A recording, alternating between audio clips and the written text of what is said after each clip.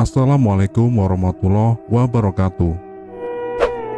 Untuk cerita kali ini saya akan melanjutkan cerita yang sebelumnya, yaitu cerita yang berjudul Semboja Gedung Jati, yaitu pada bagian kelima. Dan cerita ini diambil dari salah satu akun Kaskus yang bernama Indra 057. Dan buat teman-teman yang ingin membaca langsung tulisannya, kalian boleh kunjungi akunnya, dan linknya sudah saya sediakan di kolom deskripsi. Inilah cerita selengkapnya.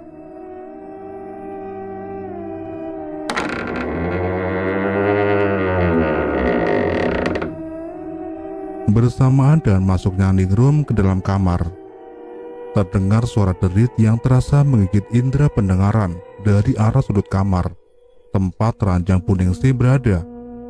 Serempak kami menoleh ke arah asal suara, dan betapa terkejutnya kami saat melihat Puningsih yang awalnya tergolek tak berdaya, tanpa bisa berbuat apa-apa, kini terlihat bergerak.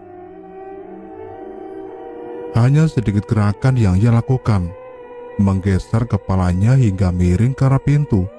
Namun, gerakannya yang hanya sedikit itu sudah mampu membuat kami semua yang melihatnya menjadi merinding.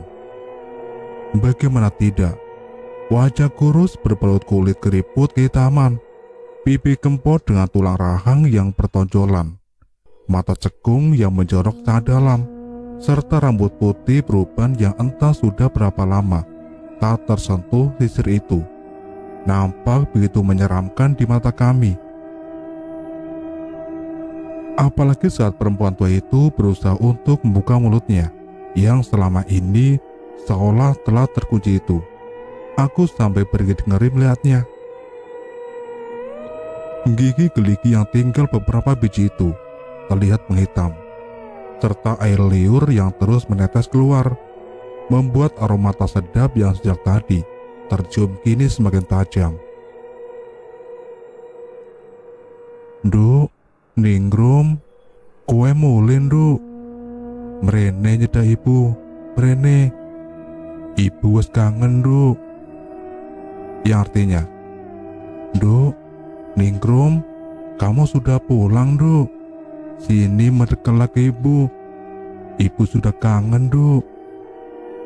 Suara lirih bergetar keluar dari mulut perempuan tua itu, membuatku semakin merinding. Benarkah itu Puningsih? Secepat itukah kesehatannya bisa membaik karena hanya kedatangan Ningrum? Jangan mudah tertipu dengan tipu daya iblis. Ingat, dia bukan Puningsih. Jangan biarkan dia menyentuh Ningrum, atau Ningrum akan celaka. Kembali bisikan aneh itu menggema di otakku. Aku sedikit bimbang. Haruskah aku turuti bisikan-bisikan yang aku bahkan tak tahu dari mana datangnya itu?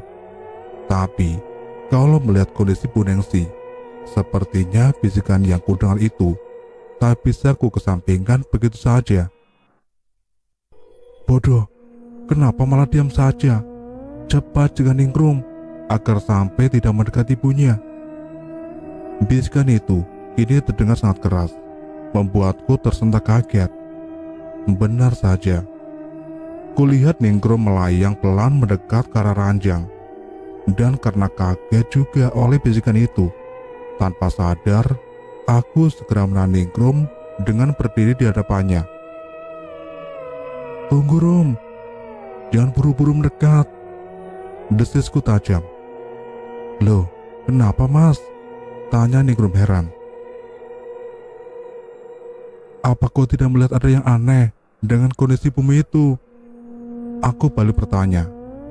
Ningrum mengintip sang ibu dari balik punggungku. Aku pun tak sedikit pun melepaskan pandanganku dan disocok rentah di atas ranjang itu. Sial, Ambar. Terlalu sibuk memperhatikan Ningrum, aku sampai tak menyadari kalau Ambar ternyata telah mendekat ke ranjang itu. "Ibu, alhamdulillah, Bu. Doa kamu mujarab, Mas Indra. Lihat, ibu sudah bisa bergerak dan bisa bicara lagi," seru Ambar sambil mengampiri sang ibu. "Ambar, tunggu. Met, tahan Ambar, jangan biarkan dia. Terlambat. Belum selesai aku bicara, Ambar telah sampai di si ranjang. Gadis itu berusaha menyentuh tangan sang ibu, namun di luar dugaan. Tangan kurus kering berbalut kulit keriput yang kehitaman itu milik Buningsih itu tiba-tiba bergerak menepis tangan Ambar. Aku gak butuh dirimu. Yang kubutuhkan sekarang adalah Ningrum, dengus Buningsih sambil menepis tangan Ambar. Pelan saja gerakan tangan si nenek tua itu, namun efeknya sungguh luar dugaan. Bagi disapu badai, tubuh Ambar terpental dan nyaris saja menghantam tembok kamar. Kalau saja Slamet tidak buru-buru menahannya. Alhasil keduanya jatuh bergulingan di atas lantai dengan posisi tubuh Ambar yang menindih tubuh Slamet. Ambar mengadu, "Jancuk, apa-apaan ini?" Slamet berteriak marah. "Bawa Ambar keluar, Mat," aku berseru. Brak. Seolah mendengar ucapanku, pintu kamar itu tiba-tiba terempas menutup dengan sendirinya. Slamet mendorong tubuh Ambar yang menindihnya hingga terguling ke samping, lalu berdiri dan terpincang-pincang menuju ke arah pintu. "Waduh, pintunya terkunci, Mas. Nggak bisa dibuka ini," teriak Slamet sambil mutar-mutar handle pintu dengan kasar. Apa yang sebenarnya telah terjadi? Hampir serempak, Ambar dan Ningrum bertanya. "Ibu kalian ini, maksudku ibumu ini, Bar. Beliau telah lama dirasuki oleh iblis, dan dia sekarang mengincar Ningrum." Sebisa mungkin aku menjelaskan, sambil terus mengawasi Buningsih yang kini beringsut turun dari atas ranjang. Bro, tubuh renta itu terjatuh dari atas ranjang dengan posisi tengkurap. "Ibu!" Ambar yang seperti belum sepenuhnya menyadari apa yang sebenarnya terjadi, kembali berusaha mendekat ke arah Buningsih. Beruntung, Slamet cepat tanggap. Dengan cepat Slamet menarik tangan Ambar dan membawanya menjauh. "Percaya saja sama temanku itu, Mbak. Meski tampaknya keculun, tapi kalau di saat-saat seperti ini, hanya dia yang bisa kita andalkan," ujar Slamet. Waduh, aku masih sempat mengumpat karena dibilang culun. Namun perhatianku masih terlepas dari sosok Buningsih yang kini telah mengangkat wajahnya dan menyeringai ke arahku. "Rupanya kau tahu banyak tentangku, bocah. Tapi sebuah kesalahan besar jika kau berniat untuk ikut campur urusanku." Aku kembali bergidik ngeri, bukan hanya karena penampakan wajah Buningsih yang menyeramkan itu, tapi juga suaranya yang kini telah berubah menjadi serak dan berat. Kini aku benar-benar telah yakin bahwa apa yang dikatakan oleh entah siapa yang membisiku tadi adalah benar adanya. Dia yang kini telah berusaha merangkak dengan susah payah di hadapanku, itu memang bukan Buningsih. "Persetan dengan semua urusanmu, tapi jika kau menginginkan Ningrum, aku tak akan membiarkannya begitu saja." Entah dari mana aku mendapatkan keberanian hingga bisa bicara seperti itu. Yang jelas ucapanku itu telah berhasil membangkitkan kemarahan makhluk yang bersemayam dalam raga Buningsih itu. Makhluk itu tertawa mengikik. "Besar juga nyalimu, bocah. Mari kita lihat. Apakah kemampuanmu sebanding dengan mulut besarmu itu?" Sosok Buningsih itu lalu mengangkat tubuhnya dengan bertumbuh pada kedua tangan dan kaki kurusnya. Ia merangkak ke depan dan menerjangku. Gerakan yang sangat cepat. Saking cepatnya aku sampai dibuat terkesima dan tak sempat untuk menghindar atau memberikan perlawanan. Alhasil tubuh renta yang ternyata memiliki kekuatan gaib sangat besar itu sukses menerjangku dan melemparkan tubuh ke belakang. Brak! Meja kecil di sudut ruangan menjadi korban. Hancur berkeping-keping tertimpa oleh tubuhku. Aku sendiri juga merasakan kalau tulang belulang di sekujur tubuhku itu nyaris remuk. Bodoh, masih sempat-sempatnya melamun saat diserang. Laki-laki, ku dengar suara bisikan di otakku. Sial. Apa yang? Matilah kau. Belum sempat aku berusaha untuk berdiri, sosok Puningsi itu kembali menerjang ke arahku. Gerakannya mirip kucing yang sedang berlari, merangkak dengan sangat cepat dengan menggunakan kedua tangan dan kakinya. Dan laki-laki aku tak sempat untuk menghindar. Aku hanya bisa pasrah dan memejamkan mataku. Bodoh, benar-benar tak bisa diharapkan. Cepat pegang tangan Ningrum dan pejamkan mata kamu. Suara bisikan di otakku kembali terdengar. Seolah terhipnotis, aku meraba-raba mencari tangan Ningrum. Sudah tak terpikir lagi, apakah aku bisa memegang tangan gadis itu atau tidak. Mengingat dia adalah hantu. Namun perintah dari suara yang kudengar dalam otakku itu seolah benar-benar telah menghipnotisku. Dapat, ujarku begitu aku menyentuh tangan Ningrum bersama dengan sosok Puningsi yang telah melesat ke arahku. Entah dari mana datangnya suara geraman keras terdengar menggetarkan sisi kamar itu, disusul dengan angin yang bertiup sangat kencang dan berputar-putar memporak-porandakan seluruh isi kamar. Dengan mata masih terpejam dan tangan menggenggam tangan Ningrum, aku merasakan tubuhku seolah tersedot oleh pusaran angin itu, terombang-ambing lalu jatuh di tempat yang terasa empuk dan kenyal.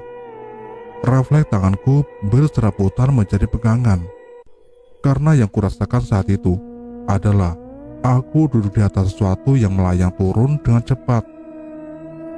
Dengan kedua kakiku yang menggantung, yang berarti aku berada di tempat yang tinggi.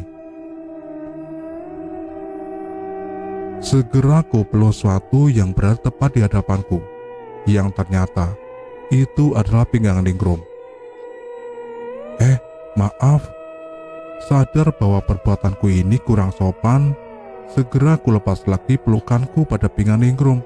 Namun tangan gadis itu justru menantangku. Jangan dilepaskan, aku takut jatuh, bisik gadis itu lirih. Aku pun mengurungkan niatku dan justru semakin mempererat pelukanku. Di mana kita? Bisikku di sela-sela rambut Ningrum yang meriap-riap terbawa angin dan sesekali mengenai wajahku. Aroma wangi kembang semboja yang lembut menyapa indera penciumanku. Aku juga nggak tahu, jawab Ningrum, juga dengan berbisik. Bro, benda yang kami naiki itu kini telah berhenti melayang turun. Sepertinya telah mendarat dengan mulus di daratan. Entahlah, aku masih belum mengerti akan apa yang sedang kualami saat ini. Suasana sekitar begitu gelap hingga semua yang kulihat hanya terlihat samar. Kita berada di alam gaib. Kembali ku dengar suara serak dan berat yang sejak tadi membisikiku. Namun kali ini yang ku dengar bukanlah sebuah bisikan, tapi suara nyata. Alam gaib. Hampir serempak aku dan Ningrum berseru. Lihatlah sekelilingmu. Kembali suara itu terdengar, disertai sepasang cahaya bulat kemerahan yang menyala di depan Ningrum. Sepasang mata yang menerangi seraut wajah dari sosok yang sedang kunaiki itu. Anjir, aku terbaik kaget saat menyadari bahwa saat itu aku tengah duduk di atas punggung seekor harimau loreng yang sebesar kerbau bersama Ningrum yang duduk di hadapanku. Sedikit risih aku kembali berusaha untuk melepaskan kedua tanganku dari pinggang gadis itu. Namun lagi-lagi Ningrum kembali melarangnya. "Jangan dilepaskan dulu, aku takut," bisik gadis itu tanpa menoleh. "Tapi kan kita sudah mendarat, kenapa masih takut?" tanyaku. "Tetap saja aku takut. Yang kita naik ini harimau, bukan kuda," jawab Ningrum. "Ah, benar juga. Biar bagaimanapun harimau bukanlah hewan yang lazim untuk dinaiki." Niat untuk melepaskan tanganku pun aku urungkan. Bahkan aku semakin mempererat pelukanku. Karena benar kata Ningrum, bisa berapi kalau sampai jatuh dari punggung makhluk yang kami naiki itu. Dan karena posisi kami berimbit dengan Ningrum yang berada di depanku, ini dengan jelas dapat kucium aroma wangi kembang semboja yang menguar dari tubuh gadis itu. Tanganku juga merasakan kalau tubuh Ningrum benar-benar nyata. Bisa kusentuh dan kupeluk seolah-olah dia adalah manusia, bukan hantu. "Bodoh, jangan berpikir yang macam-macam.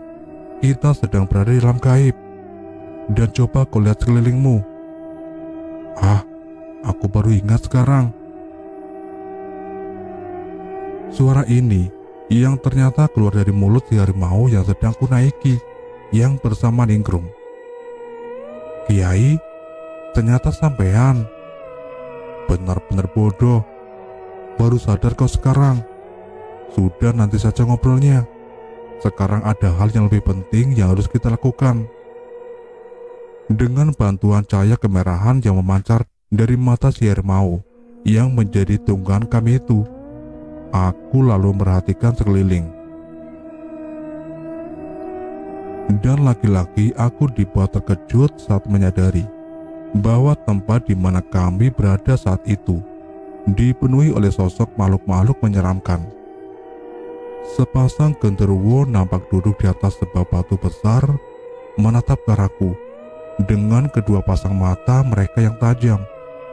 Lalu sosok pocong yang berdiri menyandar pada pohon pisang. Sesosok kuntilanak yang duduk ongkang-ongkang di atas daun pohon sambil mengusap-usap rambut panjangnya. Beberapa ekor tuyul yang asik bermain-main dan pelarian ke sana kemari. Lalu wewe gombel yang tersenyum sinis ke arahku. Dan masih banyak lagi makhluk-makhluk seram yang tanpa sadar membuatku gemetar ketakutan. Dan semakin erat meluk pinggang Ningrum. "Kamu takut ya?" Ku dengar Ningrum tertawa mengikik. "Tega kamu yang mentertawakanku. Kamu sendiri juga tadi kan ketakutan gitu." Sungutku sedikit kesal. "Aku cuma takut jatuh tadi, bukan takut karena melihat mereka," bilang Ningrum. "Kalau yang seperti ini mah, aku sudah biasa melihatnya. Teman-temanku di waduk juga rata-rata seperti mereka. Tak perlu takut. Mereka cuma rakyat jelata. Selama kalian berada di dekatku, mereka tak akan berani mengganggumu." Harimau Tuhan kami itu menjelaskan. "Rakyat jelata?" tanyaku tak mengerti. "Iya, sama seperti duniamu. Penghuni di tempat ini juga ada yang cuma rakyat biasa. Dan ada juga yang jadi penguasa. Sekarang, kalian pegangan yang erat. Aku mau mengajak kalian jalan-jalan sebentar," kata harimau itu. "Jalan-jalan? Kemana, Kiai?" tanyaku. "Bodoh, sepertinya kau terlalu menikmati memeluk gadis depanmu itu, sampai lupa dengan tujuanmu yang semula," dengus harimau itu, membuatku tertawa terkekeh. Sementara Ningrum memberengut dengan wajah memerah. "Maaf Kiai, jadi kita temui penguasa di tempat ini. Dia yang menjadi sumber masalah yang menjerat keluarga gadis itu." "Tapi Kiai, sudah, jangan berisik. Pegangan saja yang erat." Harimau itu mulai berjalan.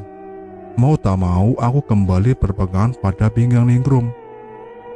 Sedang Ningrum sendiri kini tanpa segan berpegangan pada leher harimau tunggangan kami itu. Makhluk-makhluk menyeramkan yang berada dekat kami segera menyingkir begitu makhluk besar yang kami naiki itu mulai bergerak. Seolah mereka memberi jalan kepada kami. Makhluk yang akan kita temui itu kira-kira seperti apa wujudnya, Kiai? Tanyaku. Nanti juga kau akan tahu sendiri. Yang perlu kau ingat, jaga matamu. Jangan sampai kau nanti justru terpikat dengan tipu muslihatnya. Terpikat bagaimana maksudmu, Kiai? Dia itu demi Jabul, siluman mesum.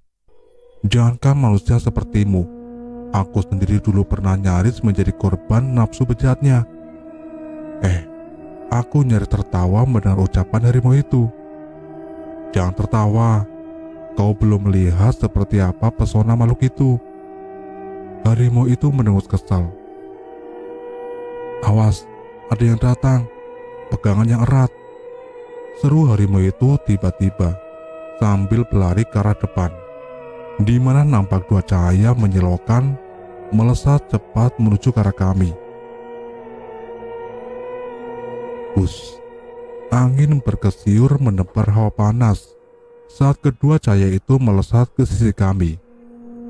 Beruntung harimau tunggangan kami itu meski bertumbuh besar, namun cukup gesit menghindar serangan itu. Terdengar ledakan dahsyat saat kedua cahaya itu terus melesat dan menghantam batu besar tempat kedua genderuwo tadi duduk berduaan. Kedua makhluk hitam tinggi besar itu pun terlempar jauh dan merong keras. Sebuah sambutan yang tak ramah. Harimau tunggangan kami itu menggeram sambil terus berlarian, menghindari serangan-serangan lanjutan yang datang bertubi-tubi.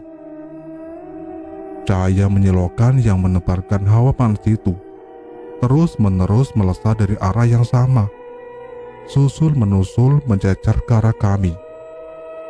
Sambil melompat ke sana kemari menghindari serangan, harimau tunggangan kami itu semakin mendekat ke arah asal keluarnya cahaya itu. Semakin dekat, aku semakin bisa melihat dengan jelas tempat yang kami tuju itu. Sebuah mulut goa batu dengan beberapa sosok perempuan dengan penampilan yang tak biasa berdiri di depannya. Dari tangan-tangan sosok itulah cahaya-cahaya yang menyerang kami itu berasal. Tanpa sadar aku menelan ludah.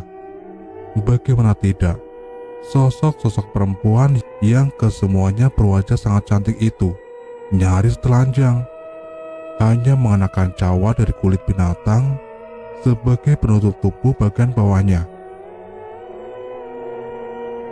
Sedang yang lainnya dibiarkan seolah sengaja dipamerkan kepada siapapun yang melihatnya. Jaga matamu, dengus Ningrum yang sepertinya bisa membaca apa yang sedang kupikirkan. Jangan menatap mata mereka. Harimau tunggangan kami itu ikut mengingatkan, sambil terus berlari zigzag menghindari serangan yang datang secara bertubi-tubi itu. Hingga pada suatu kesempatan, begitu posisi kami sudah semakin dekat, harimau tunggangan kami itu melompat tepat ke arah pintu goa, tepat di mana gadis-gadis berpenampilan seronok itu berada. Sambil menggeram keras, raungan si harimau yang ternyata begitu dahsyat itu mampu menggetarkan seluruh tempat itu, disertai dengan angin kencang yang memporak-porandakan apapun yang diterjangnya. Begitu si harimau mengejakkan keempat kakinya ke tanah, bumi pun langsung berguncang hebat, membuat sosok-sosok perempuan yang berpenampilan seronok itu terpental ke segala arah. Jeritan mereka bergema ke segala penjuru tempat itu. Kurang ajar, siapa yang berani buat onar di tempatku? Hah? Dari dalam goa terdengar gema suara seorang perempuan, disusul kemunculan cahaya terang benderang yang melesat keluar. Harimau tunggangan kami itu pun mundur beberapa tindak. Sementara cahaya terang itu melayang mendekat. Aku kembali tercekat, karena yang kulihat ini adalah sosok perempuan telanjang bulat, dengan sekujur tubuh diselimuti oleh cahaya terang. Sebelah tangan sosok itu berkecak pinggang, sementara tangan yang satunya lagi memegang trisula bergagang panjang yang diacungkan ke arah kami. "Ingat, jangan tatap matanya," bisik harimau tunggangan kami itu padaku. "Kau rupanya Jambrong," dengus perempuan itu sambil mengacungkan trisulanya ke arah kami. "Beraninya kau masuk dan mengacak-acak di dalam kekuasaanku ini. Apa maumu sebenarnya?" "Ya mau gimana lagi, anak ingusan yang kau usik ini adalah momonganku. Jadi kalau kau berani mengusiknya, maka aku juga akan membelanya." Berbeda dengan siluman perempuan yang bicara dengan suara lantang, hingga menggema ke seluruh penjuru tempat asing ini. Kiai Jambrong justru menjawab dengan nada yang sangat santai dan terkesan ogah-ogahan. "Cih, dia yang mengusikku Jambrong, bukan aku yang mengusik dia. Apa kau tak pernah mengajari tata krama kepada momonganmu yang masih bocah ingusan itu?" "Jangan bicara soal tata krama padaku. Kau sendiri, di mana letak tata kramamu? Manggil orang Jambrong-Jambrong seenak udelmu. Tak bisakah kau bicara sedikit lebih mesra?" Ledek harimau tunggangan kami itu, yang membuatku hampir tertawa. "Dasar macan tua ompong tak tahu malu. Gadis yang kau bawa itu milikku. Lekas, berikan dia padaku. Atau apa? Masih mau bermain-main denganku? Berdebah, kau masih belum berubah rupanya Jambrong.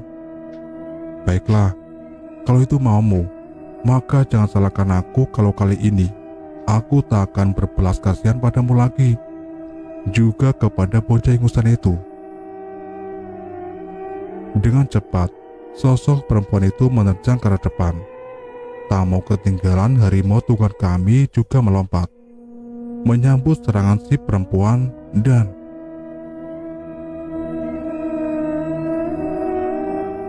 sampai di sini dulu untuk ceritanya. Dan nantikan kelanjutan kisah ini di video selanjutnya. Wassalamualaikum warahmatullahi wabarakatuh.